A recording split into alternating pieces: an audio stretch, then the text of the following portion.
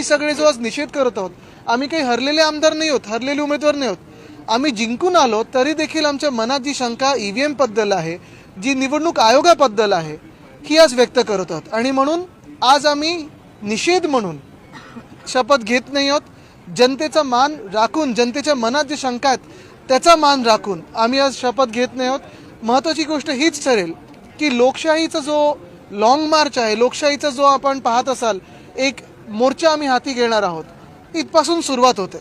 कारण लोकशाही चिरडण्याचं काम आधी देखील होत होतं। आपण पाहिलं असेल 2014 पासून हळूहळू जे चाललेलं आहे, इन्स्टिट्यूशन्स मारण्याचं काम चालू आहे। लोकसभेत जनतेने निकाल दिला, पण तोच निकाल चिरडण्याचं काम ह्या सरकारने करायचा प्रयत्न केलेला आहे। त्याच्या विरोधात आम्ही सगळे जो आज निषेध करत आहोत, आम्ही काही हरलेले आमदार नाही आहोत, हरलेले उमेदवार नाही आहोत। आम्ही जिंकून आलो तरी देखील आमच्या मनात जी शंका ईव्हीएम बद्दल आहे, जी निवडणूक आयोगाबद्दल आहे, ही आज व्यक्त करत आहोत। आणि